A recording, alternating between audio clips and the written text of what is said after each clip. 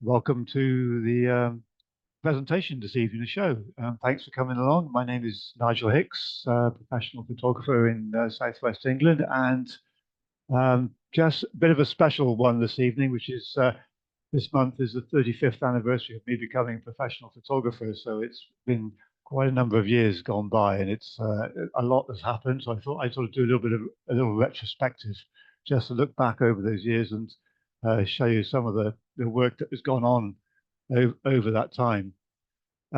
Needless to say, we don't have all night, so trying to really show a good cross section of all the photography that's been done over 35 years is impossible.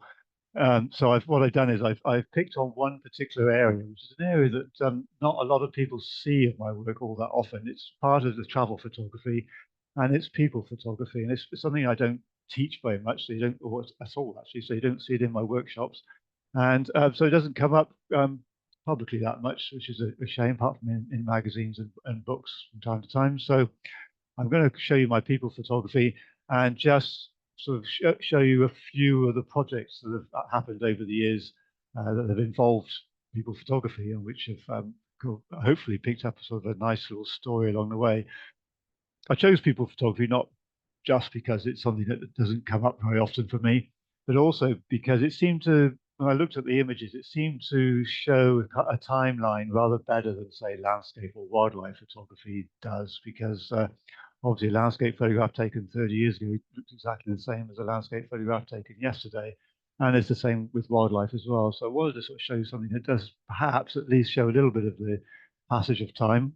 And people photography seem to do it. So that's what we're doing tonight. And it's going to be a little bit longer than most of my talks because of it. I really struggle to cut down the number of images sufficiently to keep it to within 1 hour. So it's going to be a little bit longer, but hopefully you'll like the images and you'll enjoy it. So anyway, here's the first image. It shows me on the left, obviously.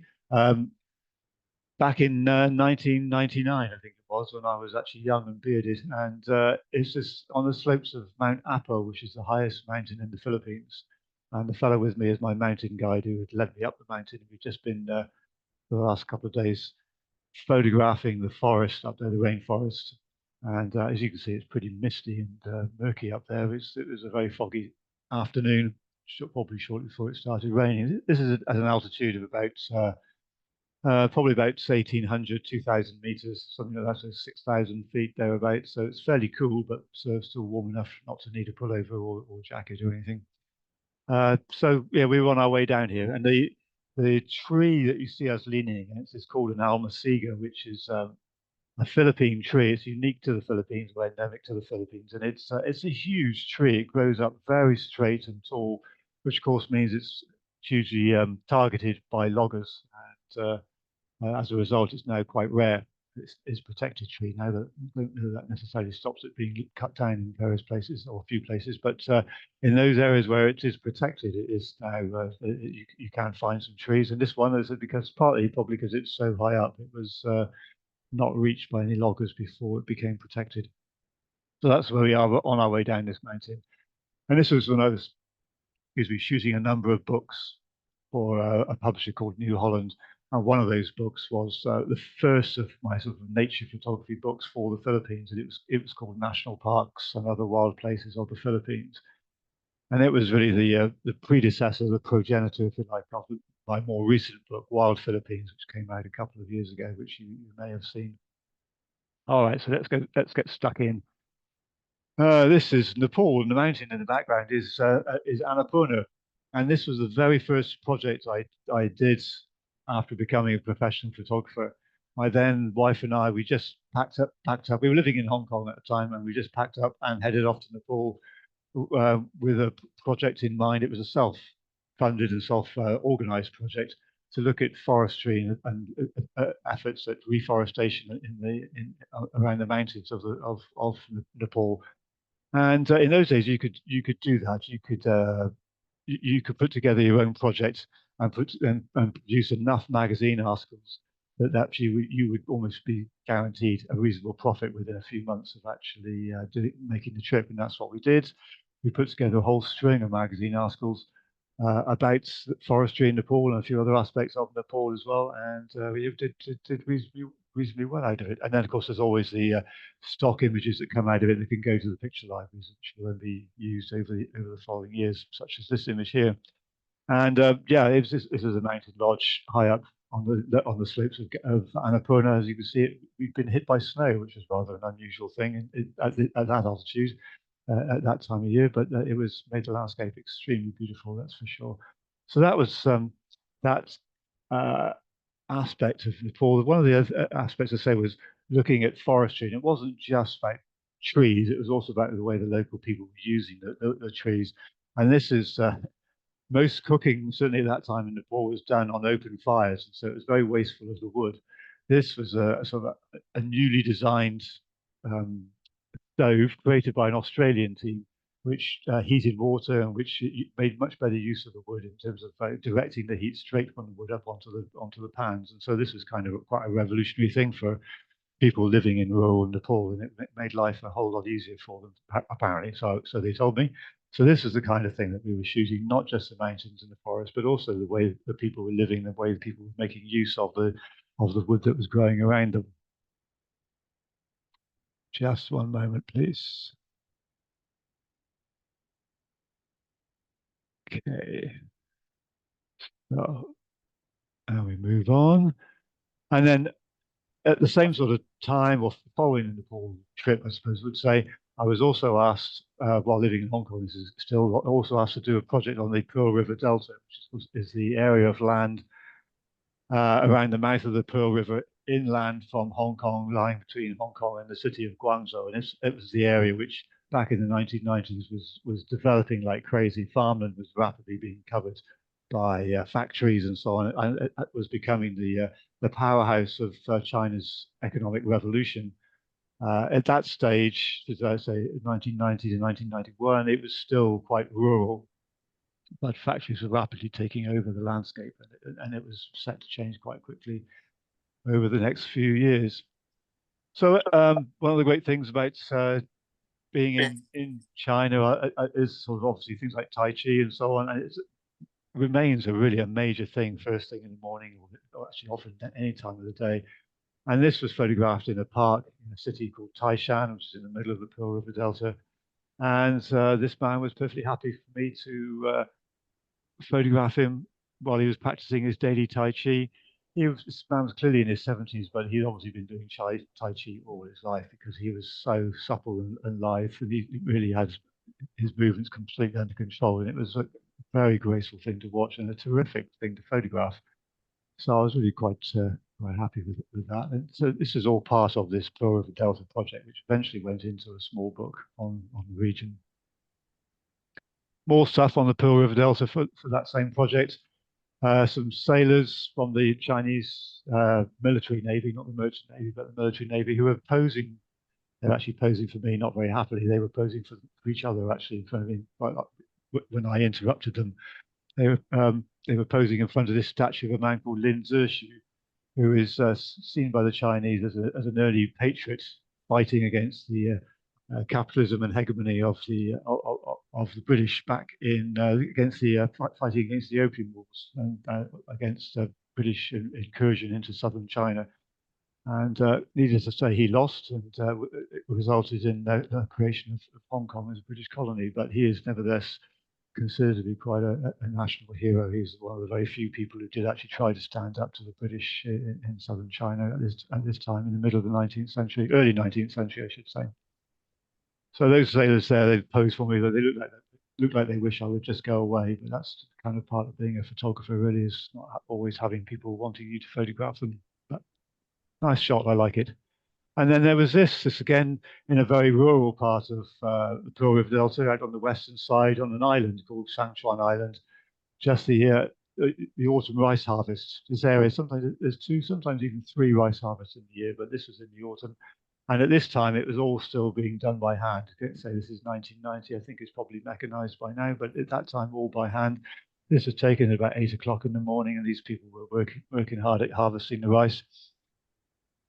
the rural people in China can be just amazing. They can be so helpful and friendly. And these people just insisted on giving me their breakfast, making me eat their buns that they brought with them for their breakfast. And they just gave, well, probably not all of it, but certainly a good chunk of it to me, which is uh, quite unnecessary. But they insisted as they would. But it's photographically, I like this picture. It's a whole series of images of this group of people harvesting the rice. And this is just one that I've chosen to show you, which worked quite nicely. And then following that Pearl River Delta project, a couple of years later, this again more work in China. This was a project called Wild China, which you might remember a BBC project called Wild China, which came along in about 2000. This was another project called Wild China that came along before the BBC, so they stole our title. This was a book project that I photographed and researched for in 1994 and 95, and it involved traveling all over China. I wasn't doing the text, thankfully. It was a conservationist, biologist, scientist called John McKinnon who did the text, and he told me more or less where I should go, and I went there, and it was a year and a half really off and on, not continuous, but off and on, traveling all over China, uh, from the northeast to the northwest to the southwest to Tibet and so on. Just really a lot of different places. Trying to photograph the landscape, forests, some of the wildlife if we possibly could, and just trying to put together a project that came up with this incredible book called Wild China, which was the first attempt by anybody in about 100 years to actually produce material about the wildlife and conservation of the natural world in China. Say this first time attempt in about 100 years. There had been projects literally about 100 years before which had done this, but nobody had attempted it at all in the intervening years. So we came along in the mid 90s and did it, and then the BBC followed up with similar book and a BBC TV series a couple of years later. This shot shows a forest and an incredibly beautiful lake in what's called Jiuzhaigo Nature Reserve. Jiuzhaigo is in Sichuan province in the southwest of China, which, as you can see, is a very mountainous region. It abuts onto the eastern borders of Tibet, and so it's kind of where the Himalayas start and end, if you like. And this time it was quite a difficult place to get to, though since then some superb roads have been built into it, so it's actually extremely easy to reach now and very heavily touristed, unfortunately. But it's still very beautiful and still just quite incredible to look at. A little bit of wildlife, not actually wild, this is actually captive. This is Chi-Chi, which at the time was the only captive um, Yangtze River dolphin that had been brought into captivity because it had been quite badly injured by the propeller of a boat on the Yangtze River. And it was kind of the forerunner of what scientists in the city of Wuhan was hoping would become a captive breeding program to try to save this seriously endangered dolphin from extinction. Unfortunately, they didn't succeed. They tried bringing a few other dolphins into captivity or sort of semi-captivity in sort of some man-made lakes on the edge of the Yangtze River, but it didn't really work. And eventually, this dolphin here, Chi-Chi, died, and the Yangtze River dolphin is now officially classified as extinct. So you're looking at what is now an extinct species here in this picture. This is photographed in a big tank, at the offshoot of the Wuhan University, and I was taken there by a local professor who showed me around.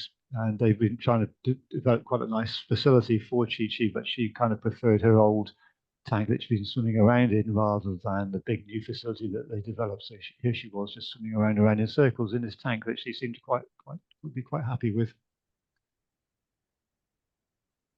And then Tibet, so the final parts, final frontier, quite literally, really, of the Wild China project in 1995. This is taken the shot is at Rongbuk Monastery, which is at an altitude of about 5,200 meters. They're what's that, about 17,000 feet. And the big mountain at the end of the valley is Everest. So this is the final stretch of road before you get up to the Everest base camp. On the Tibetan side, there's two Everest base camps, one in Nepal and one in Tibet. So this is on the road up to the Tibetan base camp. And I was traveling here with a group of Tibetans who were driving me around in a Beijing Jeep, which is a kind of a Beijing rip-off of the American Jeep. And it's not that Jeep that you see in the picture there. It's another one, not sure where it's gone. But our lodging for the night was this little building here. This is where we were sleeping during overnight, just with our sleeping bags and on the floor on the edge of the monastery. This was just a couple of miles drive back up to the base camp, but it was kind of the best place for us to station ourselves while we were trying to get some photographs of Everest in the surrounding area. Hard work doing anything at this altitude when you're not acclimatized. It was really quite hard work. And I'm going to show you now. Actually, it's not a particularly brilliant picture. The light was just so bright and contrasted that it hasn't really worked very well. All these shots, of course, taken in the 90s, are shot on film, so it's film that's then been scanned, and it doesn't. When it's very contrasted, the scanning process doesn't really work terribly brilliantly, but it shows you nevertheless the scene. This is obviously Everest, and we're taken at the base camp, although you can't see any tents in that shot, with our Beijing Jeep, which was yeah, bit of a nuisance really, but it kept on breaking down, but it did get us there in the end.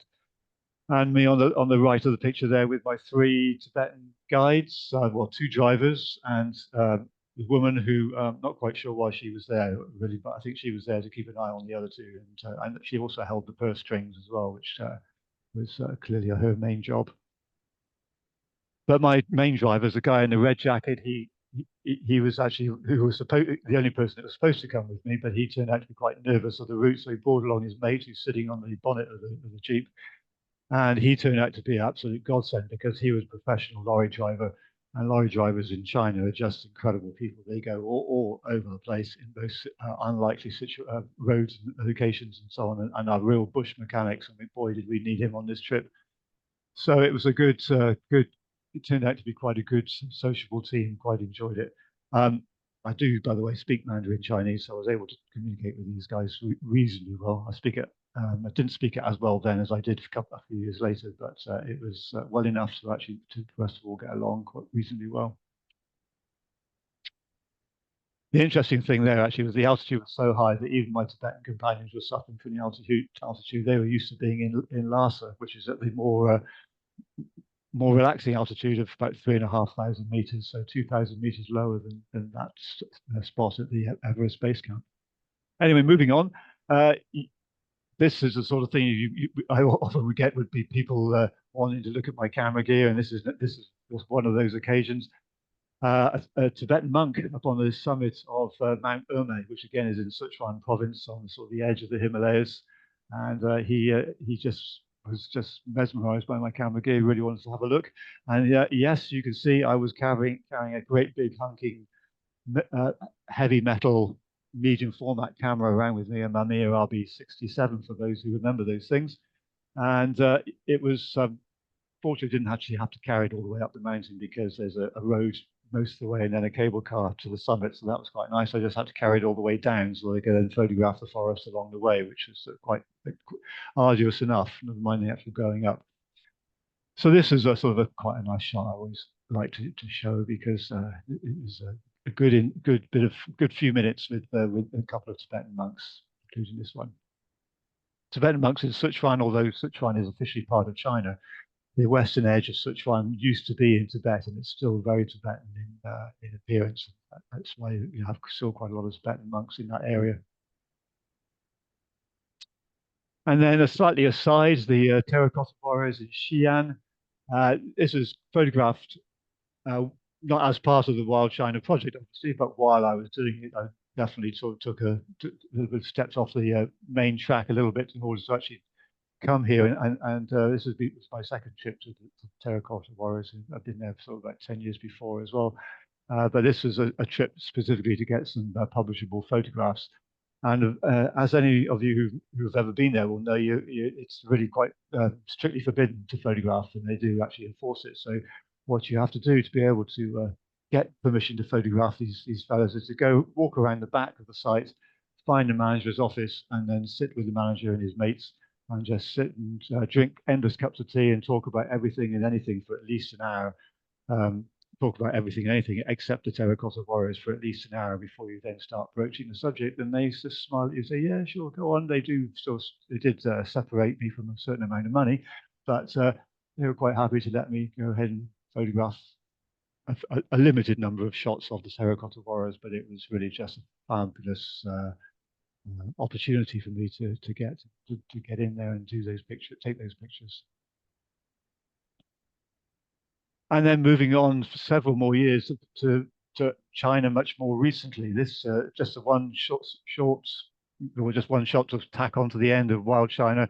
This is not Wild China at all. Obviously, this is China in its sort of cultural aspect, I suppose, taken many years later in 2014 in Nanjing. I was paying regular visits to Nanjing for one or two other sort of personal projects, really. And I was able to this is just a shot taken in a Buddhist temple in the city, through the smoke and the burning incense. And this is just a fairly typical sort of scene in a lot of the temples. This is the kind of thing that when I was first visiting China in the 1990s, shooting for Wild China was not really very common. The temples and Buddhism in general were just starting to be allowed to practice again. But now they're in full swing, and you see a lot of this around all over China. And say this one was taken in the city of Nanjing in the east of the country. And then Taiwan, tacking onto China. Taiwan was an area that, while I was living in Hong Kong, especially, where it's an area where I really worked, visited quite a lot. I did live in Taipei for a short time, but mostly it was visiting. I was at that time married to a Taiwanese woman. So this particular shot shows my then mother-in-law's doctor, traditional Chinese medicine doctor, weighing out a whole load of prescriptions for various people. So with my mother-in-law's help, he was very happy to allow me to photograph his work and get some shots. This was really sort of just a sort of a personal project, I suppose you'd say, gathering pictures of Taiwanese people doing various traditional skills and techniques and so on. And it all eventually went into some magazine projects, some airline magazines published the material, and it was really quite a sort of pleasant and very successful personal project, which included this kind of thing as well. An old wood sculptor working away on it on a sculpture, I suppose, on a model, a figurine. That's the word I'm looking for. And this was down in a town on the west coast of Taiwan called Lugang, where there's quite a big artist colony. It's a bit like St. Ives in that sense, but a bit more folksy than that. Producing a lot of arts and crafts.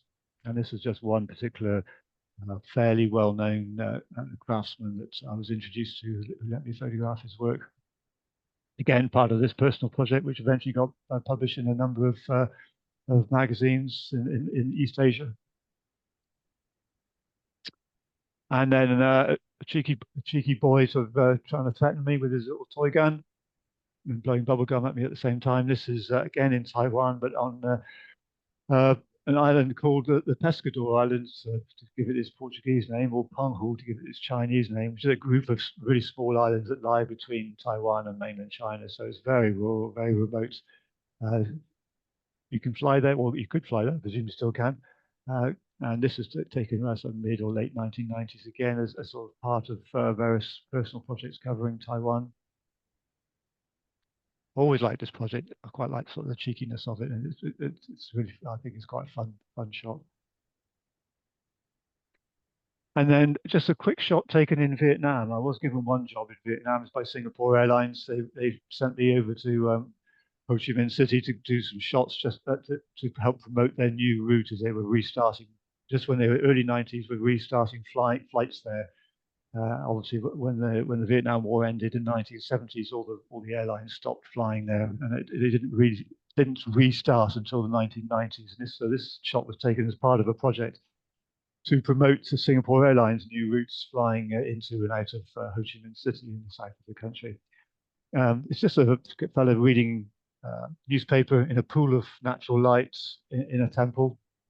It just seemed to work really very well. It's just this natural light just shining across his face, across the top of his head, and his face onto the newspaper. while everything else around him is in almost complete darkness in the shadows in the temple. I personally think this works quite nicely. And then the Philippines. Many of you will know I've had quite a long association with the Philippines, which started in the late 1990s and goes on. The last shoot was done there not long before COVID, really in 2018, and hasn't really sort of resurrected it since then. But it may come back to life again at some point, hopefully. Not sure when. But I've shot all sorts of things in the Philippines, all over the country, ranging from cultural things like this, economic aspects, industrial, and wildlife and landscape as well. What this shot is showing is a guitar factory in the city of Cebu, or in the district on the island of Mactan, which is just off the city of Cebu. And it's an island that's well known for its handmade acoustic guitars, and they are just stunning instruments. They're just so beautiful. And so this is just one little guitar factory that I visited, and the owner was very helpful, guided me and posed for me with his products, and it was just a really nice, pleasant thing to do. It really produced some nice pictures, which again could go into the books that I was working on the Philippines at the time. It's very useful for that project. Other things just obviously just pop up along the way, sort of little incidents or things you find. A fisherman having a nap on a bench.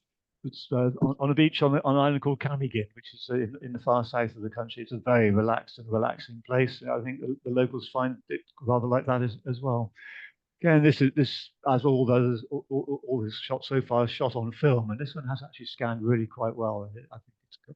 I think partly because it's shot with quite soft light, so it's actually worked reasonably well. And I think it captures quite a nice little moment quite well. And another fisherman with, I think, probably his granddaughter or some kind of very young relative on an island called the name has gone out of my mind now, but it's in the west of the Philippines, associated with Palawan, which is the westernmost part of the country. Very rural, very really quite remote, and the kind of place that doesn't actually get a whole lot of visitors in this particular part of this island. Anyway, the people kind of keep themselves to themselves. But I was there with the local um, environment agency people who were there just checking out a few things, and they allowed me to come along and get a few pictures for the book I talked about a little bit earlier, the national parks and other wild places of the Philippines. So this just shows a man sort of working on his fishing nets, just to, I guess, doing some repairs. More fishing nets, much more recently on an island called Siquijor, again in the south of the country. Again, I always find it really a joy to photograph people in the Philippines because they just love to be photographed as well. They almost always cooperate and just really enjoy and just you can just chat away with them and just sort of sit with them and just get some really nice pictures. I think a boy with his grandmother sorting out some fishing nets prior to an evening's fishing in one of these boats that you see in the background. Just to capture a moment. Again, it was a part of a project, another project for yet another book on the Philippines. I can't remember the name of it now. Probably presenting the Philippines. This is the Philippines. That's probably one of those, I suspect. This was an island called, I say, Siquijor in the south of the country, and it was just again like Camiguin, very relaxing, beautiful beaches, just a great place to be. And then I just threw this shot in just to show that teenagers are pretty much the same all over the world. They're just kind of just being really cool. And again, just as in the Philippines, always happy to be photographed, uh, just relaxed about it all. And yet another fisherman. An awful lot of life goes on along the coast in the Philippines. In fact, most of the country's life is along the coast. So you find yourself photographing fishermen and things to do with fishing quite a lot because that's where an awfully large proportion of the population spends its time. And of course, it's also where most of the visitor accommodation is along the coast because that's where most people who visit the Philippines go, is along the beaches and other parts of the coast as well. So these two fish this fellow is holding look awfully like garfish, which is quite a common fish along the south coast of Britain. And I can't believe it's exactly the same species as you get in the Philippines, but they look awfully similar. So yeah, just an early morning stroll along the beach, catch it, collecting your morning's catch, and you get a shot like this. And then the wildlife of the Philippines. There's been quite a lot of wildlife photography in that country. It's very difficult to do with genuinely wildlife because the forests are so dense. Most of the wildlife, such as it is very shy, and it's very hard to get close to much. And there's quite a lot of bird life that you can get quite close to, but mammals and other, mammals can be quite tricky to get close to. This particular fella is the Philippine tarsier, which is the world's smallest primate. The body is only about let me think, yeah, about 8 centimeters long, really, if that. Yes, maybe 8 centimeters long, and with a tail longer than that. And I say, it's absolutely tiny. As you can tell by the eyes, it's nocturnal. But if you're lucky, you can find it in the daytime. This is not a wild one. This is actually because the Philippine tarsier is, like most Philippine wildlife, rather endangered. This is a semi-captive breeding program, which is basically in a fenced-off area of forest on the island of Bohol, where the rangers who look after the tarsiers can take you in, and they know where the tarsiers hang out and can find them for you, and you can get some nice photographs such as this. And it works quite nicely. It's a semi-wild environment, but one that's enclosed, so they are captive. But it's good for trying to capture sort of the wildlife on digital sensor in this instance, because this is now a shot digitally.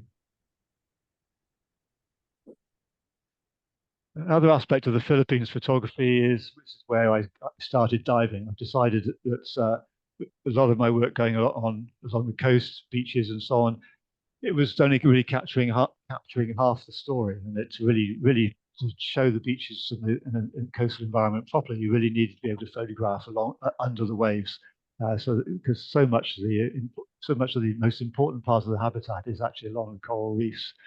So I learned to dive in Devon, and then the late 1990s, I finally got to diving in the Philippines and got quite a bit of work there. And most of my diving over the last 20 years has been in the Philippines, although also in a few other spots like Malaysia and the Maldives and Cape Verde Islands as well. But the Philippines remains my favorite place for diving. I still do it from time to time when I do get to go to the Philippines.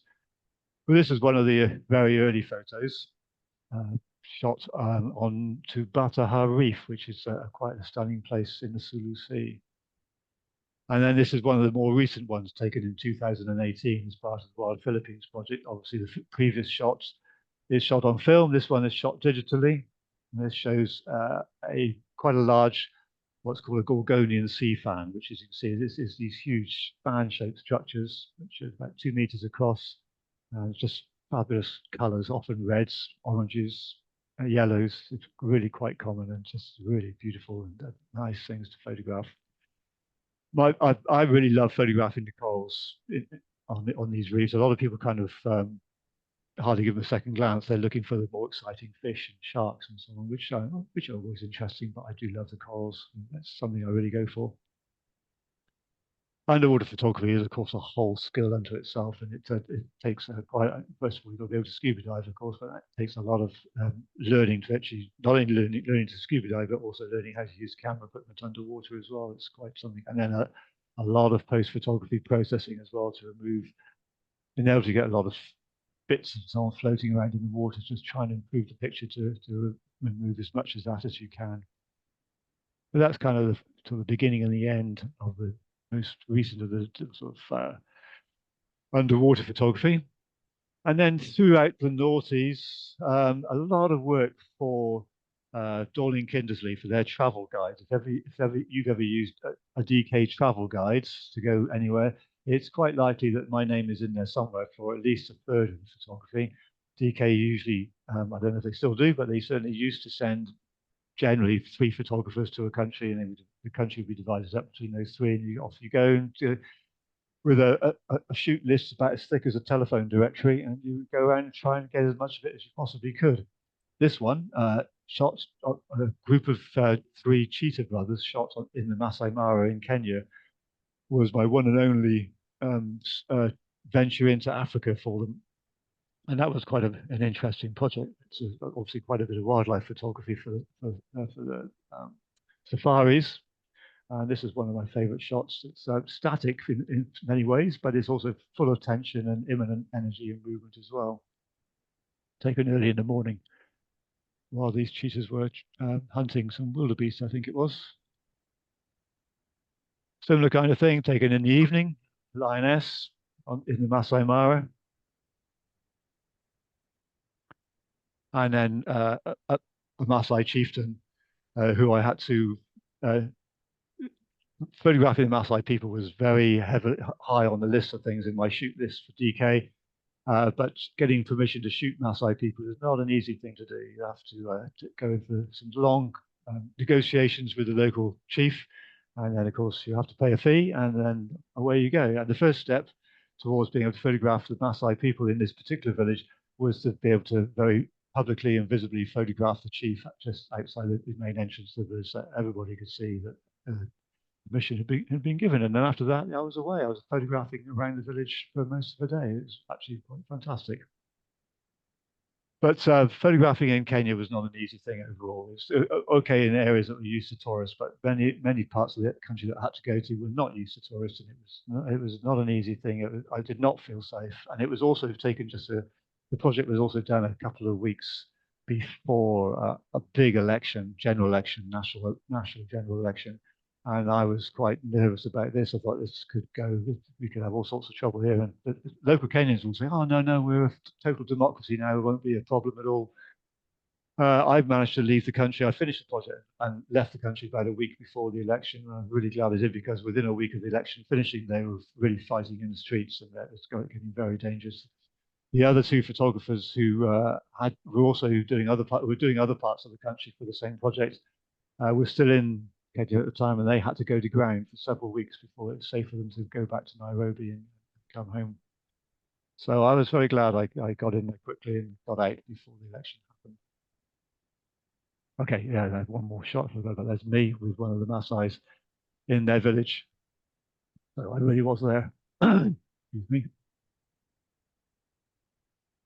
Okay, and again, we continued with DK projects. This one is obviously, you might be able to guess it. No, it's not New York. It's actually Las Vegas, outside the New York hotel. Just what an incredible place! I mean, it's just awful, really. But from the point of view of a travel photographer's dream, it is an absolute dream. You can never run out of photographic material in Las Vegas. It's quite a bizarre place. You just photograph absolutely everything and anything. And whereas the Kenyan stuff was shot digitally, that was taken in about 2007 or so, I think it was. This is shot on film. It was one of the last projects I ever did on film in about 2003, I think this was. So you'll see some of the images look a little bit grainy because of that. And I put a couple of pictures in that are probably not quite sharp because of the grain, but I put them in because I love the picture as such. So anyway, this one always a great shot of the New York hotel in the heart of Las Vegas, and this one inside a casino. Uh, Very hard to get permission to photograph in casinos. Not surprisingly, the casino security people are very nervous about anybody with a camera. But if you got the right introductions, as I had from a publisher who was very well known in the States, I was able to get shots set up, get permission to do some photographs. I couldn't include any pictures of customers, not surprisingly, but the staff I was able to photograph and get some great shots of a little bit of action going on the tables. It's good what a good introductory letter can do for you. And this site you see is a little bit soft, but I put it in because it's just such a fun picture. It's just an Elvis themed wedding in a little church, little chapel beside the main road and going through the middle of Las Vegas. It's just such a happy event and it's just so much fun. And I photographed several of these Elvis themed weddings in a few days. I was actually in Las Vegas for about 3 weeks, but over a period of 3 or 4 days, I photographed 3 or 4 Elvis themed weddings, and it was just always just amazing. Including one, unfortunately, I don't seem to have the images for it, but including one that was Hell's Angels. So Hell's Angels wedding with an Elvis theme, and that was really quite something. And then, moving on totally into the far north of Sweden, taken in about 2003, 2005, 2006, one of the first projects I did digitally. This was not for DK. This was actually a personal project, really. It was between myself and a Swedish friend of mine who lived up in this area, up in far north, inside the Arctic Circle. And we were looking at the possibility of running photography tours to this region of Sweden. It never came to anything in the end, but I got some great photography out of it in the end, anyway. You never know, maybe it'll happen one day. But I was there in September, so really autumn was really kicking in, and it was very much the height of the reindeer roundup by the local Sami or Lap people. And this shot just shows two Sami men uh, surrounded by just thousands of reindeer who've been rounded up into this corral, and they are looking for males to capture, and which will then go for meat for the winter. So the end of some poor male reindeers will be coming up shortly after they finish their conference. So yeah, so I was allowed in, and Sami gave me permission to come in with them into this corral with all these deer. It's quite an experience. We're standing in the middle of this corral with which really about, I think the estimate was about 5,000 reindeer all milling around, going round in circles around you. Um, uh, Fortunately, they were actually very good at avoiding the humans, so you don't have to be in fear of your life here. The reindeer were actually quite gentle and quite careful to avoid any kind of human being as they were milling around, no matter how nervous they might have been. So that's one scene. There's several scenes here. This is one of the male reindeer actually being caught by lasso and being dragged away for his demise, sadly.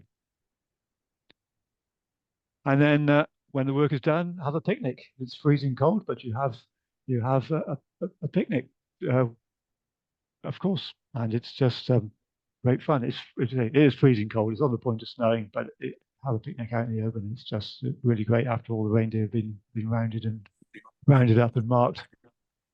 And then finally, we have this family conversation with, of course, the outing is with your pet albino reindeer, which are actually a surprising number. But you see this reindeer actually quite spectacular. And he's totally house trained and at home with these people.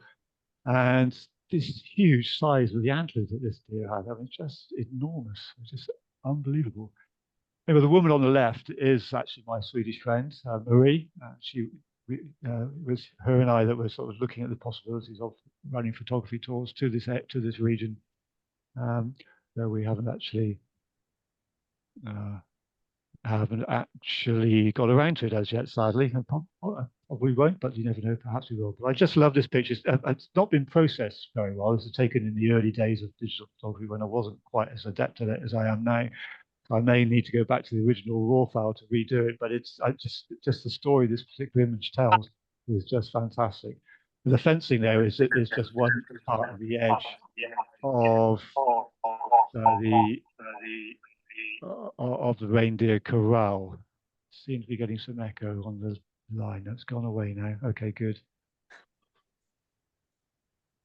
Okay, then, well, okay, not so much a people picture, but really a technological picture, an event picture, you might say.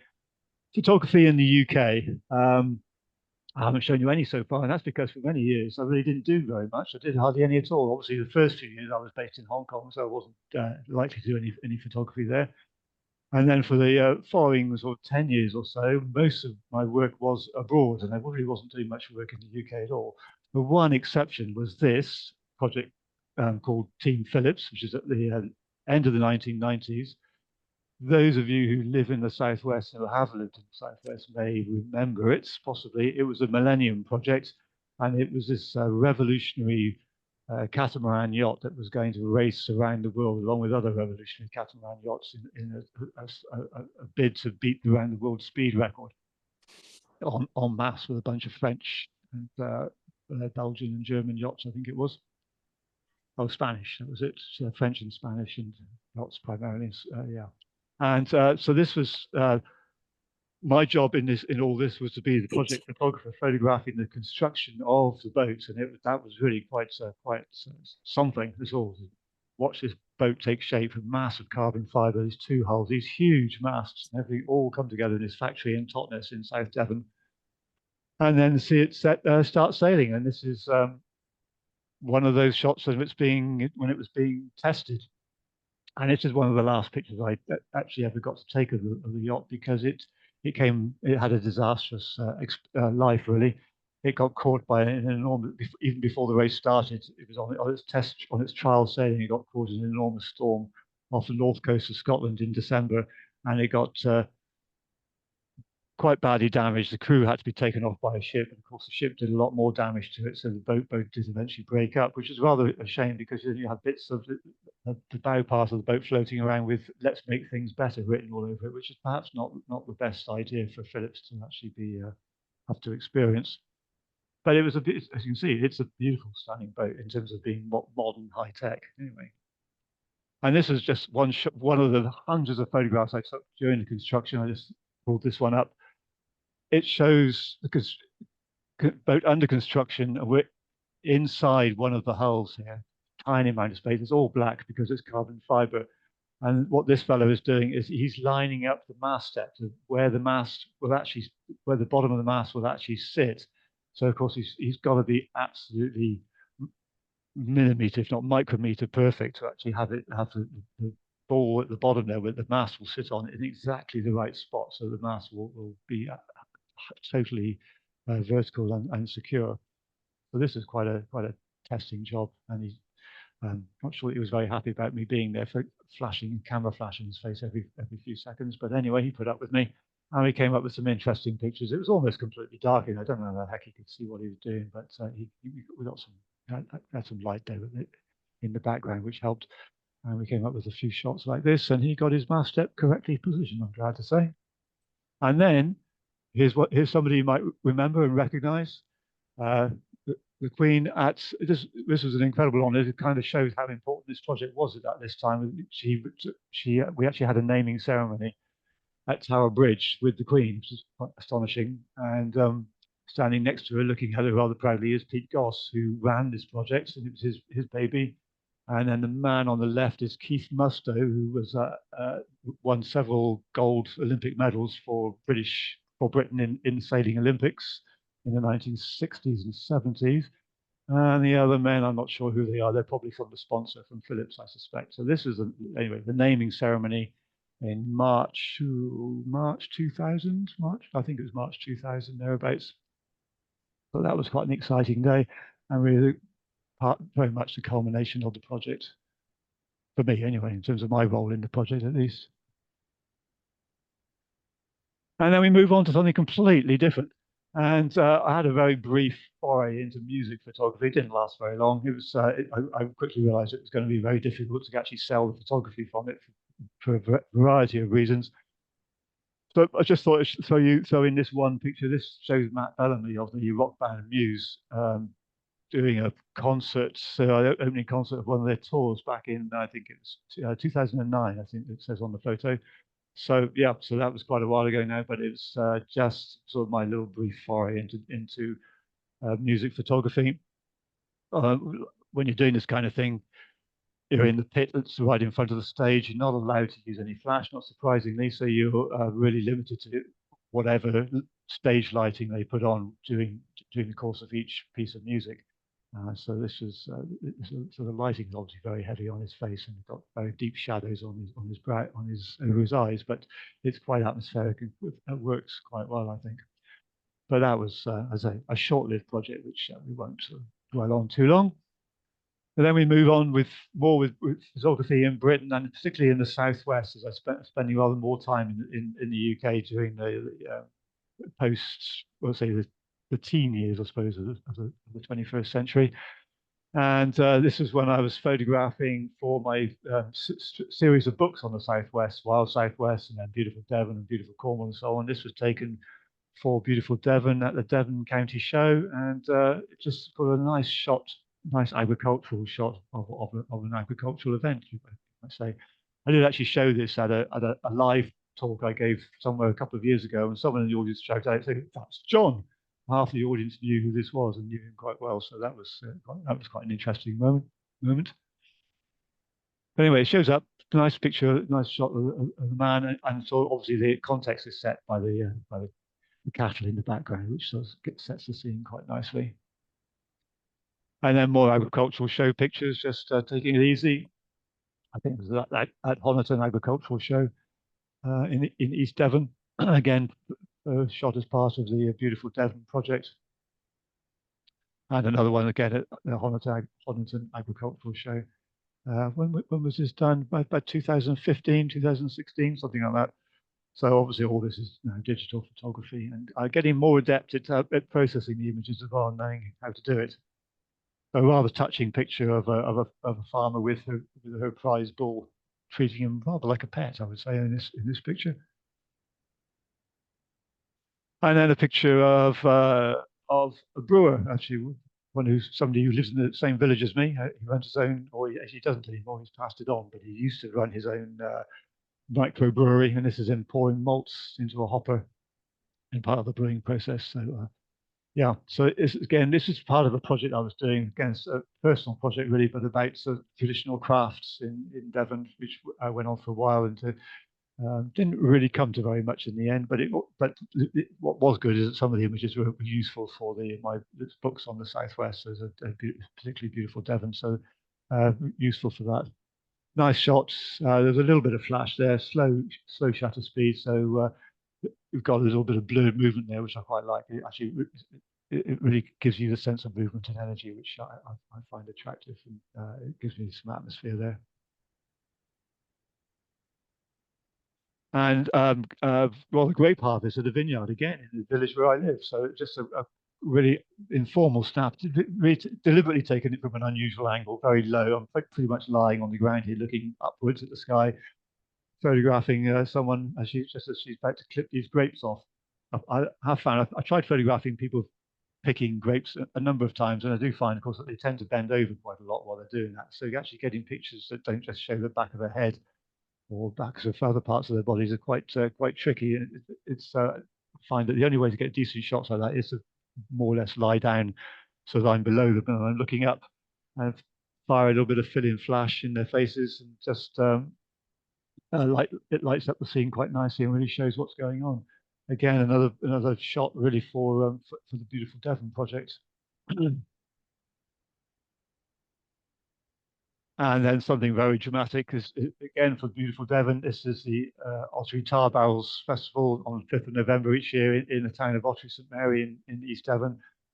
Just scary as hell event, but where teams of men from the town carry blazing barrels that are covered in tar through the middle of the town. And of course, the town is absolutely jam packed with people, and it's really quite an amazing, amazingly scary event. It's quite remarkable that nothing goes horribly wrong.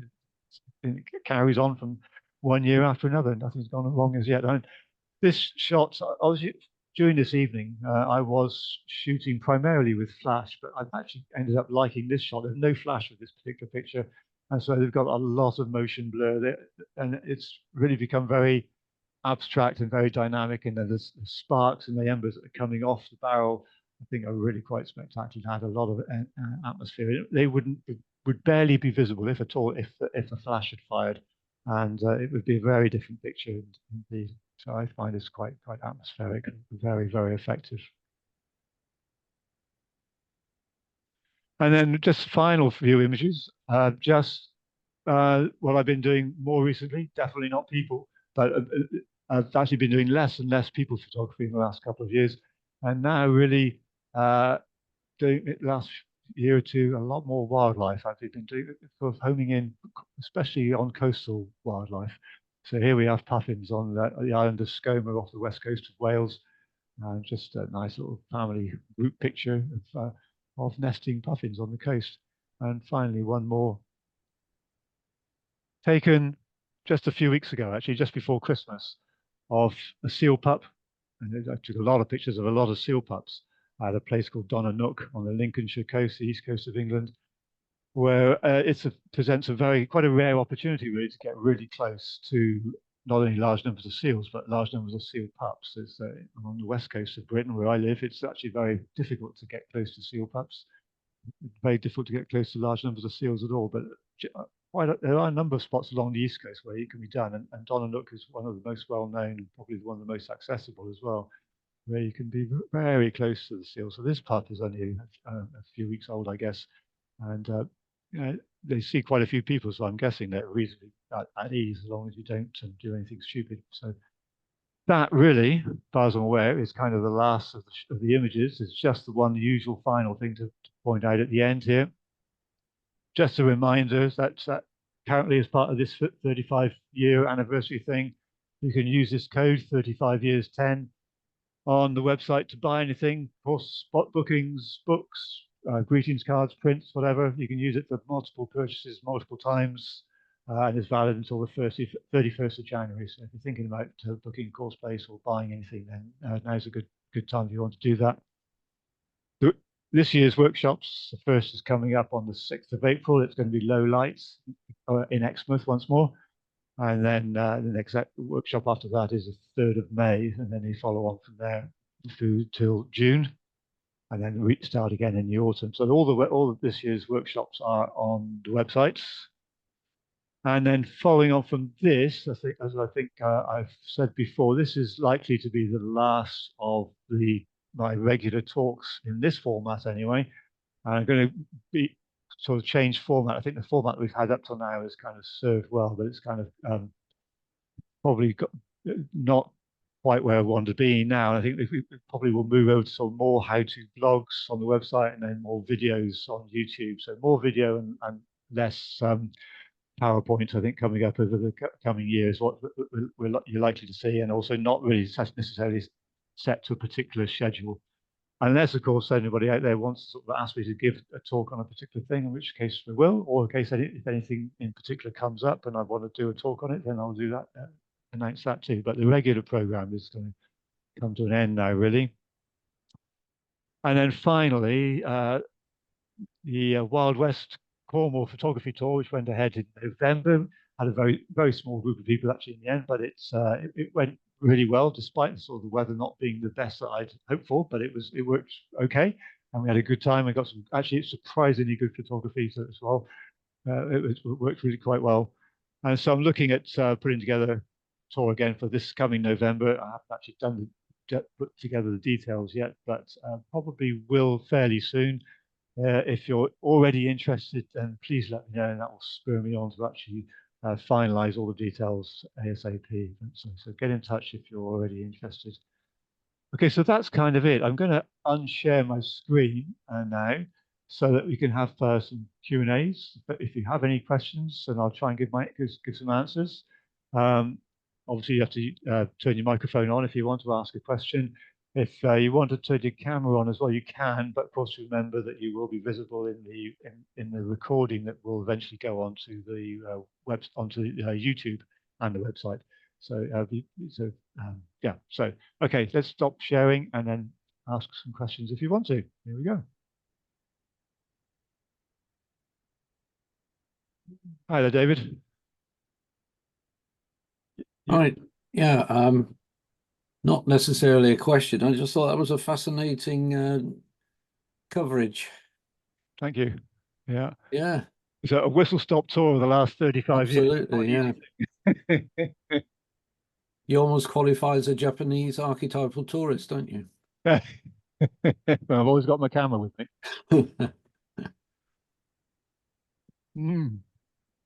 Yeah, excuse me, my mouth has gone completely dry now. Yeah. Okay. Anybody else want to say anything or ask a question? Nigel, it's Mark. I want to take you back to that moment where you moved from analog to digital. What did you actually think of that? Was that you had to? You were embracing it? You didn't really want it? What happened? It's a funny thing actually. Obviously, it didn't quite happen overnight. As you know, I'm a Canon user, and Canon was actually very slow coming to the digital market. And when I was doing the Team Phillips project, I was under a lot of pressure to switch from film to digital, which would mean totally reinvesting in Nikon equipment, because Nikon was the main carrier of the digital flag at that time. But their cameras really were hopeless, and I really sort of thought this would be a waste of. This is just the beginning of the digital era, and it wouldn't give you the images I wanted. I wouldn't give you the images that I thought Team Phillips deserved. But the PR people on the Team Phillips project wanted digital images purely so that for the speed of turnaround, so they could get them out to newspapers really quickly. They weren't really that interested in the quality, but anyway, I resisted them for quite right up until the end, and then Canon produced their first digital camera called the D30, which I rather reluctantly bought because its sensor was way too small, and I thought, well, this is kind of just the opening shot, but we'll go down the road just to practice it. And sure enough, yeah, the quality wasn't really there, but it was a good start. And I sort of used it kind of alongside my film cameras for a while, and just to sort of practice, just to see how well it would work out. And that was kind of sort of dipping my toe in. And then in about 2002, 2003, I can't remember exactly when, Canon came out with the 1DS Mark, which turned out to be the 1DS Mark One, which just swept the board. It just cleaned up. Suddenly Nikon was just nowhere. Canon had obviously taken their time to get it right, and they just completely cleaned up. And it was just a spectacular camera that was light years ahead of everybody else on the market. And of course, it came with quite a price tag, and so I put off buying it for as long as I could. And eventually, in 2004, I did finally make that leap.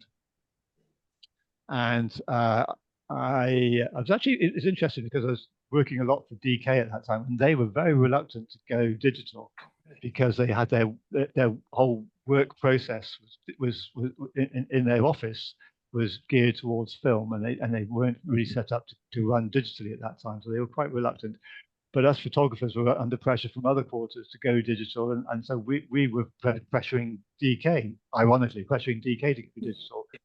So anyway, in 2004, I went digital, and I did some comparative shots with my film, my 35mm film cameras, my medium format 6x7cm format cameras, and the 1DS that I bought, and I was completely gobsmacked. I was blown away by the results. The results from the digital camera were every bit as good, if not better, than the images even from the medium format camera. And I thought, film is dead.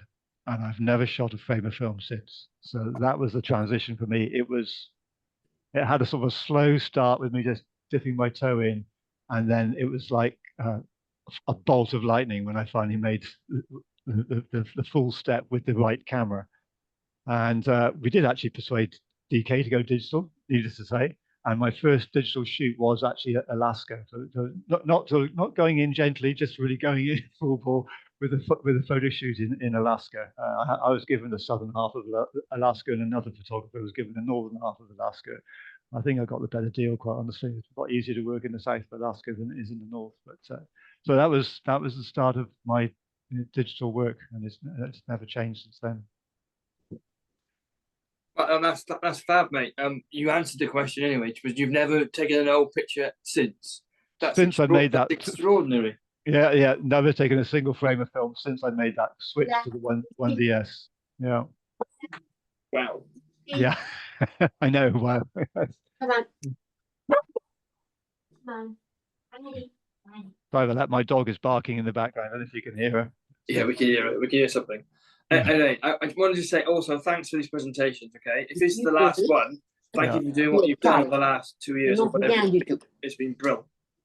You're very welcome. Actually, it's been running now for 4.5 years because I started during the middle of COVID. Come on. Wow. It's quite amazing. Hang on a minute. It's yeah. My wife has been watching. She's left a microphone on. There we go. So there we go. So yeah, I'm glad you've enjoyed it. I think during the COVID, it really served a fantastic purpose, and it's been really good for the last couple of years too. But I think now it's time to change the format a bit. If everybody's okay with that, if you'd rather I continue with the talks, then please tell me so. And that would be great. It's always nice to hear you and to reflect back on some of the pictures you've taken in this way. It's always been fab, mate. But things change, and just keep us informed about what the new plan looks like, and that's okay. It's cool. Okay, great. Well, I'll keep you informed when I finally actually make it happen, which hopefully it will this spring. Yeah. Okay. Anybody else want to say anything or have a question? Nigel, it's Michael here. Hi, Michael. Super discussion, lovely, fascinating to sit and watch. And thank you very much for all the hard work that's gone into it, because these things don't take 10 minutes to put together, particularly when you want images and you can't find them, which you think are the best ones. So I do understand that. And I love your description of a change from film to digital. I went through that scenario about the same time. Yeah. I stuck with Nikon, and I've still got it. And I picked up my first Nikon at the age of 23 and kept with them. But Right. I've watched the market go up and down between Canon and Nikon, and it's they both make superb cameras and lenses, and it's just a matter of who's got their foot in front for the technology first. But it's very fleeting. It does change a lot. So.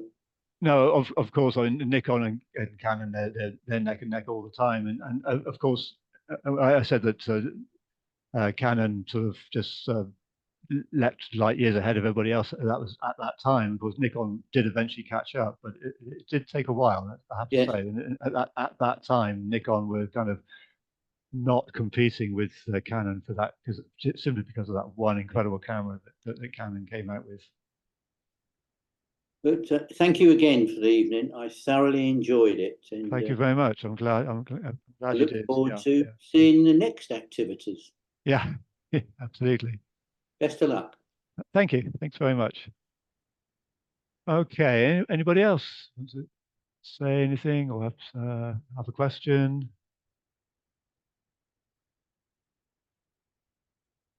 If not, then I'll sort of bring this to a close. And thank you all for coming along this evening.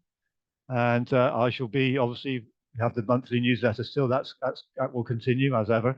And I'll let you know what the plan is for upcoming events, apart from workshops, but upcoming online events.